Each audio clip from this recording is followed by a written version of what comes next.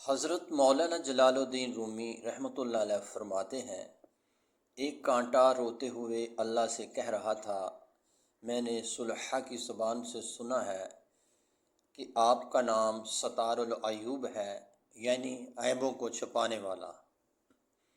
لیکن آپ نے مجھے کانٹا بنایا ہے، میرا عیب کون چھپائے گا؟ اس کی دعا کا یہ اثر تھا کہ اس کے اوپر پھول کی پنکھڑی پیدا کر دی تاکہ وہ پھول کے دامن میں اپنا منہ چھپا لے۔ جن کانٹوں نے پھول کے دامن میں جگہ لی ہے، اس کو باغبان نہیں نکالتا، اسی طرح جو اللہ والوں سے جڑ جاتا ہے، ان کی برکت سے کانٹے بھی پھول بن جاتے ہیں۔